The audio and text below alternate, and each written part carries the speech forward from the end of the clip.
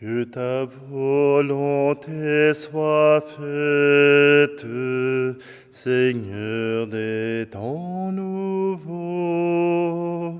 et que ton royaume vienne au milieu de nous.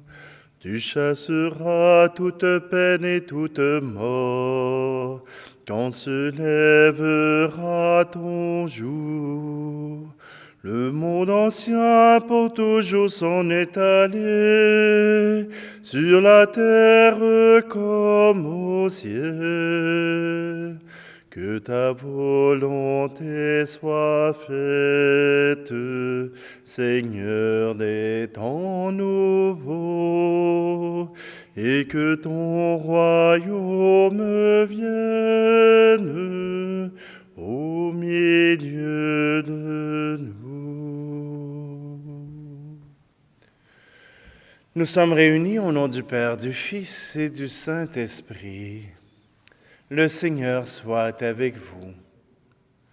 Bonjour, bienvenue en ce lundi de la 3e semaine du Carême. Eh bien, le prophète, voilà que le prophète Élisée se retrouve devant une situation où il devra détricoter ou bien où il devra démêler des fils qui sont entrecoupés. Et voilà que Jésus nous rappelle qu'aucun prophète n'est bienvenu dans son pays. Eh bien, ne soyons pas le pays où Dieu veut agir pour qu'il puisse agir en nous comme une terre nouvelle. Eh bien, tournons-nous vers notre Dieu et nous accueille et veut nous offrir son amour qui guérit, son amour de miséricorde.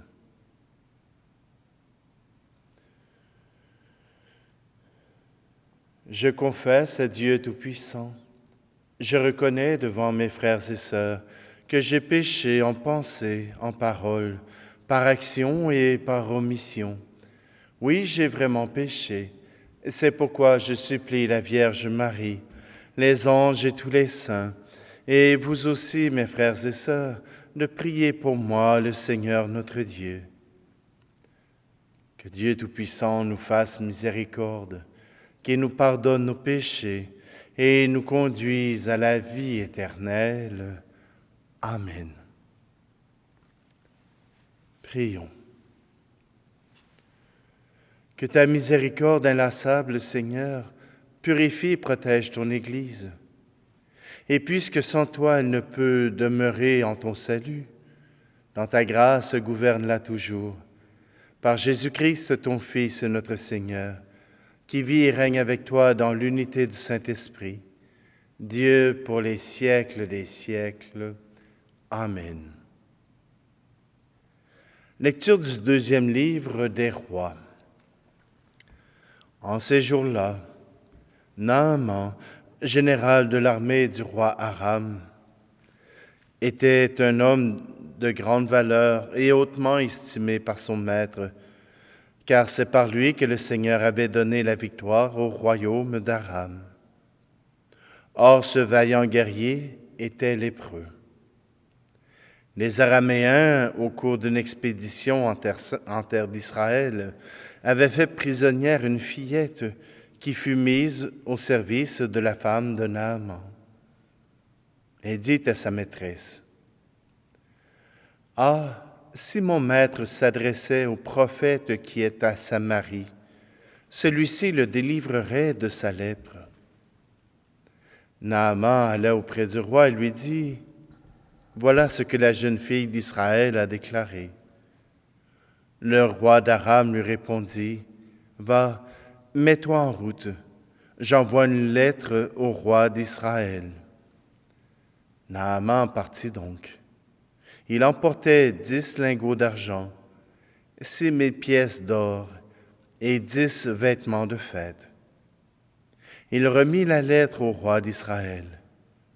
Celui-ci portait, en même temps que te parvient cette lettre, je t'envoie Naaman, mon serviteur, pour que tu le délivres de sa lèpre. » Quand le roi d'Israël lut ce message, il déchira ses vêtements et s'écria, « Est-ce que je suis Dieu, maître de la vie et de la mort?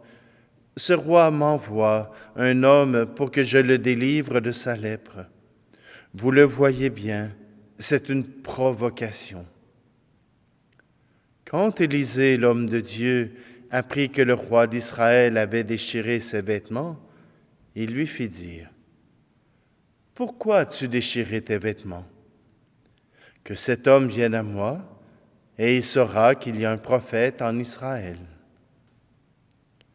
Naaman arriva avec ses chevaux et son char et s'arrêta à la porte de la maison d'Élisée. Élisée envoya un messager lui dire, « Va te baigner 7 fois dans le Jourdain, et ta chair redeviendra nette, tu seras purifié. » Naaman se mit en colère et s'éloigna en disant, « Je m'étais dit, sûrement il va sortir et se tenir debout pour invoquer le nom du Seigneur son Dieu. Puis il agitera sa main au-dessus de l'endroit malade et guérira ma lèpre. Est-ce que les fleuves de Damas, l'Abana et le Parpar ne valent pas mieux que toutes les eaux d'Israël? Si je m'y baignais, est-ce que je ne serais pas purifié? » Il tourna bride et partit en colère.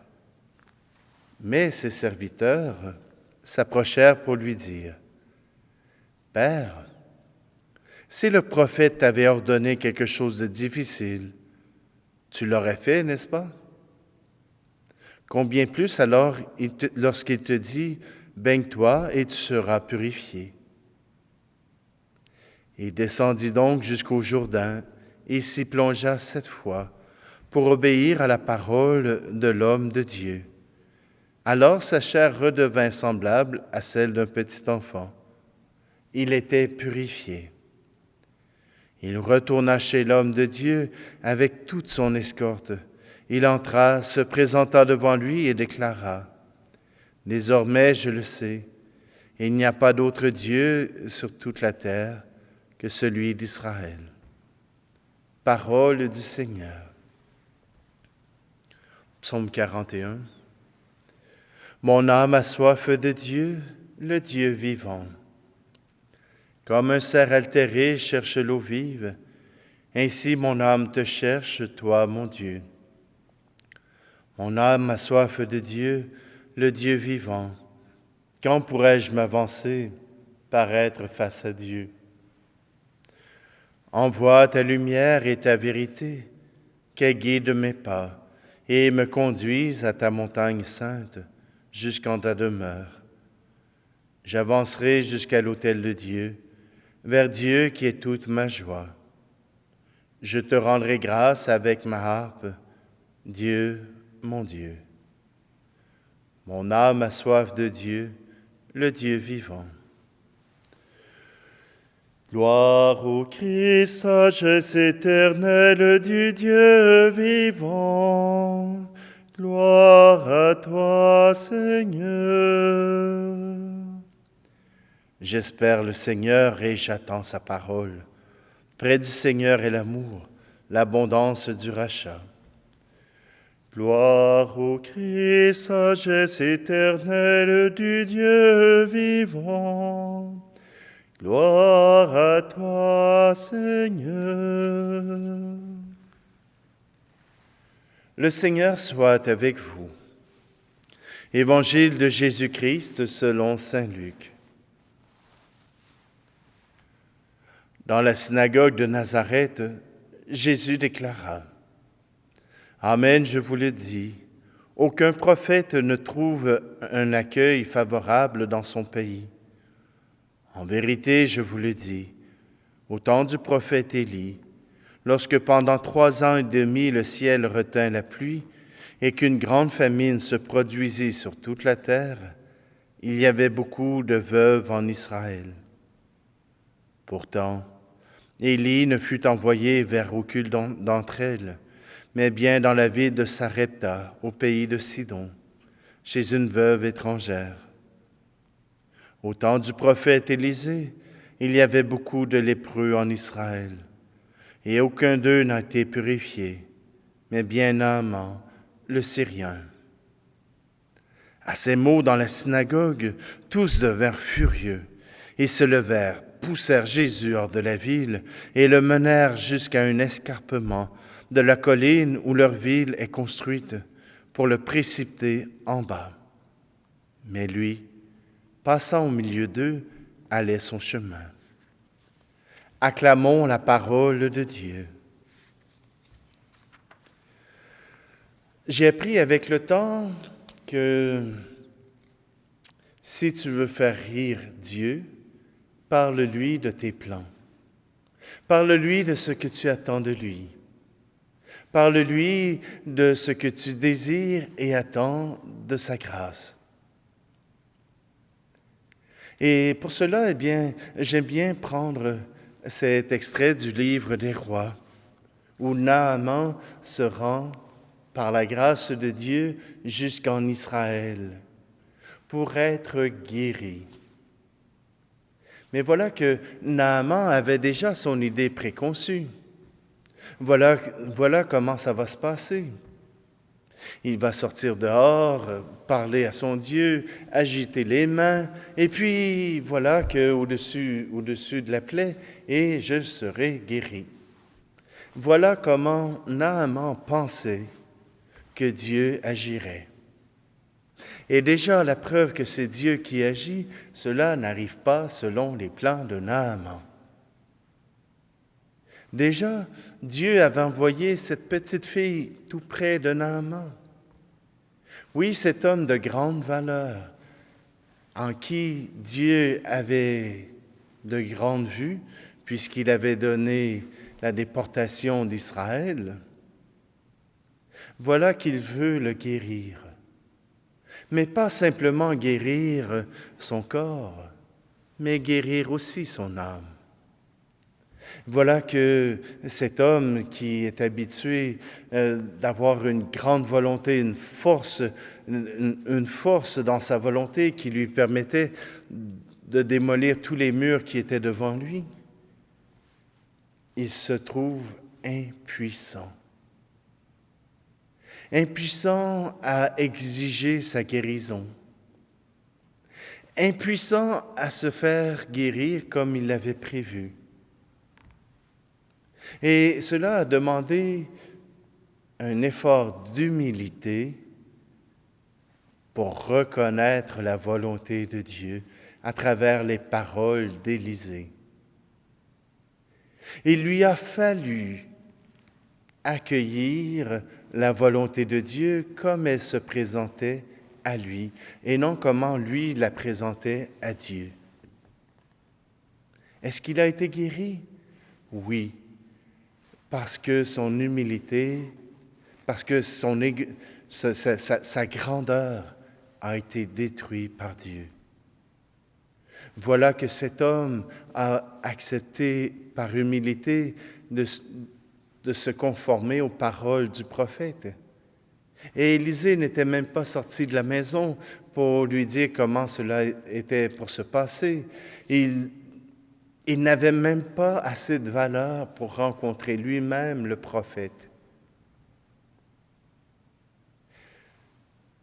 Si nous voulons faire la volonté de Dieu, si nous voulons accepter la volonté de Dieu pour nous, ce n'est pas avec nos grands chevaux, ce n'est pas avec nos grands airs, ce n'est pas avec notre propre volonté, mais en nous mettant au service de la parole, au service de la volonté de Dieu que nous retrouvons dans la parole. Si je n'arrive pas à avoir assez d'humilité pour me présenter devant le Seigneur, j'aurais beau me présenter devant le monde entier, cela ne changerait rien, parce que mon cœur ne serait pas rempli d'amour, mais de suffisance. Élisée fut envoyé auprès de Naaman pour accomplir la volonté de Dieu. Et cette volonté s'est accomplie. La guérison du corps, la guérison du cœur. L'humilité a été donnée à cet homme. Et voilà que cette humilité a pu permettre qu'il reparte avec le Dieu d'Israël. Voilà que l'évangélisation avait été faite. Les plans de Dieu ont changé le caractère de cet homme pour le façonner selon ses désirs. Alors peut-être que nous aussi, nous avons à perdre un peu de notre suffisance, à perdre un peu de notre volonté pour nous laisser toucher par la volonté de Dieu qui nous guérira, corps et esprit.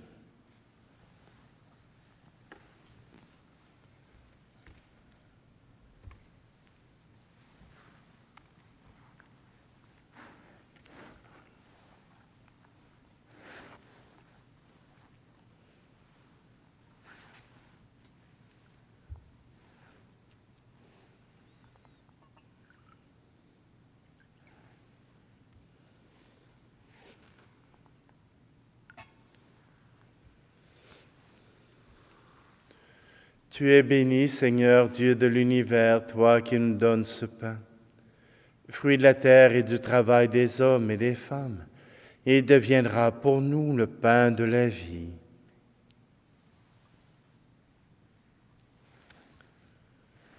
Tu es béni, Seigneur, Dieu de l'univers, toi qui nous donnes ce vin, fruit de la vigne et du travail des hommes et des femmes, et il deviendra pour nous le vin du royaume éternel.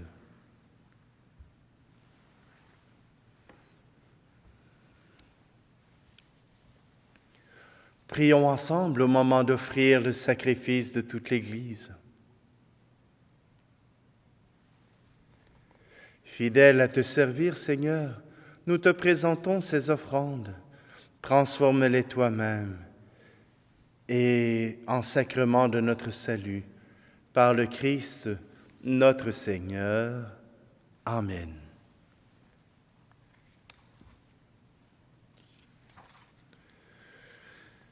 Le Seigneur soit avec vous. Élevons notre cœur. Rendons grâce au Seigneur notre Dieu. Vraiment, il est juste et bon pour ta gloire et notre salut de t'offrir notre action de grâce toujours et en tout lieu, Seigneur Père très saint, Dieu éternel et tout-puissant. Tu as voulu que nous te rendions grâce par nos privations. Elle rabaisse notre orgueil de pécheurs. Elle nous invite à suivre l'exemple de ta bonté en nous faisant partager avec ceux qui ont faim. C'est pourquoi avec les anges innombrables, d'une seule voix, nous célébrons ta louange en proclamant. Saint, très saint est le Seigneur, Dieu de l'univers. Le ciel et la terre sont remplis de ta gloire.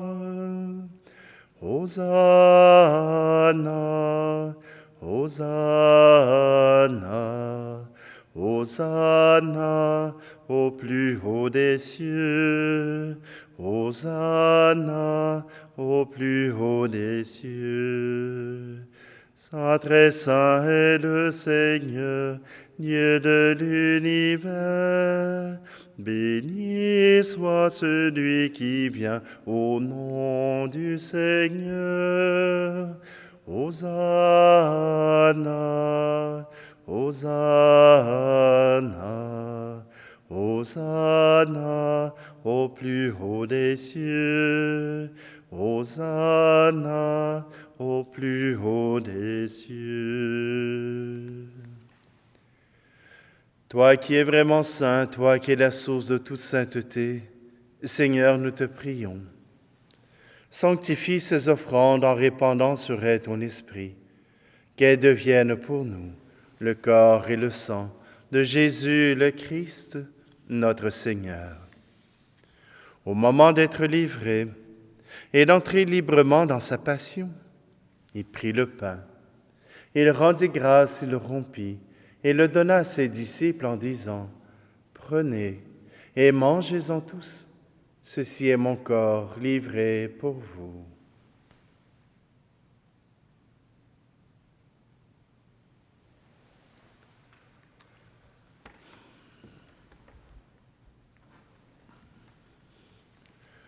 De même, après le repas, il prit la coupe. De nouveau, il rendit grâce et la donna à ses disciples en disant, « Prenez et buvez-en tous, car ceci est la coupe de mon sang, le sang de l'alliance nouvelle et éternelle, qui sera versé pour vous et pour la multitude en rémission des péchés. Vous ferez cela en mémoire de moi. »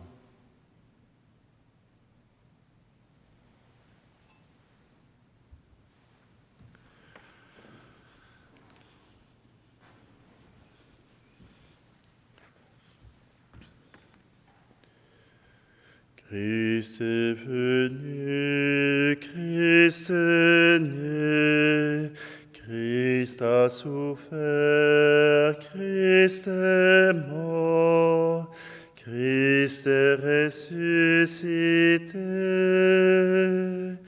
Christ est vivant, Christ reviendra. Christ est là, Christ reviendra, Christ est là. En faisant ici mémoire de la mort et de la résurrection de ton Fils, nous t'offrons, Seigneur, le pain de la vie et la coupe du salut. Et nous te rendons grâce car tu nous as estimés dignes de nous tenir devant toi pour te servir. Humblement, nous te demandons qu'en ayant part au corps et au sang du Christ, nous soyons rassemblés par l'Esprit Saint en un seul corps. Souviens-toi, Seigneur, de ton Église répandue à travers le monde. Fais-la grandir dans ta charité, en union avec notre pape François, notre archevêque Luxire, et tous les évêques, les prêtres et les diacres. Souviens-toi aussi de nos frères et sœurs qui se sont endormis dans l'espérance de la résurrection. Et souviens-toi dans ta miséricorde de tous les défunts. Accueille-les dans la lumière de ton visage. Et sur nous tous, enfin, nous implorons ta bonté. Permets qu'avec la Vierge Marie, la bienheureuse Mère de Dieu, avec Saint Joseph, son époux, les apôtres et tous les saints qui ont fait ta joie au long des âges, nous ayons part à la vie éternelle et que nous chantions ta louange et ta gloire par ton Fils, Jésus, le Christ. Par lui, avec lui et en lui. Amen.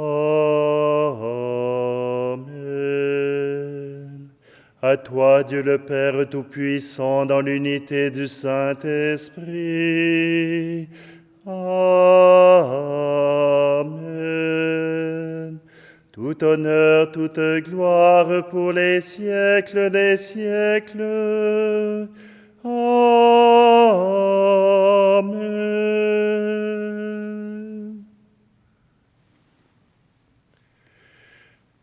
Le cœur confiant, tournons-nous vers celui qui nous aime et qui nous invite à nous guérir. Notre Père qui es aux cieux, que ton nom soit sanctifié, que ton règne vienne, que ta volonté soit faite sur la terre comme au ciel. Donne-nous aujourd'hui notre pain de ce jour. Pardonne-nous nos offenses, comme nous pardonnons aussi à ceux qui nous ont offensés. Et ne nous laisse pas entrer en tentation, mais délivre-nous du mal. Délivre-nous de tout mal, Seigneur, et donne la paix à notre temps. Soutenus par ta miséricorde, nous serons libérés de tout péché, à l'abri de toute épreuve, nous qui attendons que se réalise cette bienheureuse espérance, l'avènement de Jésus-Christ, notre Sauveur. Car c'est à toi qu'appartiennent le règne, la puissance et la gloire, pour les siècles des siècles. Seigneur Jésus-Christ, tu as dit à tes apôtres, « Je vous laisse la paix, je vous donne ma paix. » Ne regarde pas nos péchés, mais la foi de ton Église, pour que ta volonté s'accomplisse. Donne-lui toujours cette paix et conduis-la vers l'unité parfaite, toi qui vis et règnes pour les siècles des siècles. Amen. Que la paix du Seigneur soit toujours avec vous. Agneau de Dieu qui enlève le péché du monde, prends pitié de nous. Agneau de Dieu qui enlève le péché du monde, prends pitié de nous. Agneau de Dieu qui enlève le péché du monde, donne-nous la paix.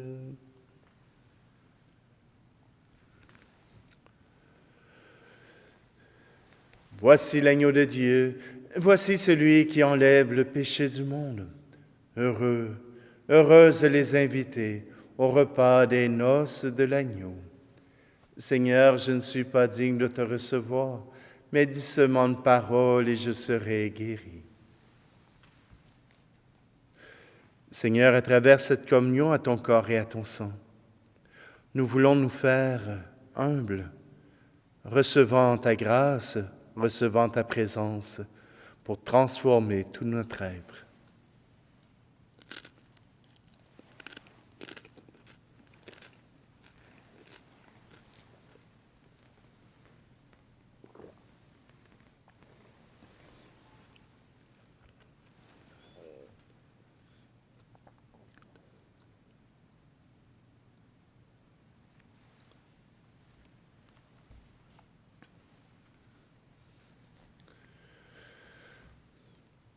Que notre communion à ton sacrement, Seigneur, purifie chacun de nous et réalise notre unité par le Christ, notre Seigneur.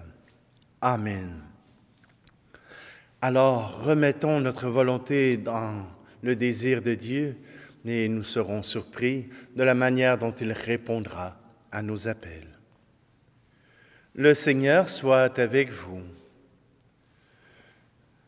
Que ta droite, Seigneur, protège ton peuple en prière, qu'elle le purifie et lui apprenne à mettre à profit la consolation reçue dès maintenant pour avancer vers les biens à venir, par le Christ, notre Seigneur. Et que Dieu Tout-Puissant vous bénisse, lui qui est Père, Fils et Esprit Saint. Allez dans la paix et la joie du Christ. Que ta volonté soit faite, Seigneur des temps nouveaux, et que ton royaume vienne au milieu de nous. Tes serviteurs auront part à ton festin, quand se lèvera ton jour. Tu les abreuves à la source de ta vie, sur la terre comme au ciel. Que ta volonté soit faite, Seigneur des temps nouveaux, et que ton royaume vienne au milieu de nous.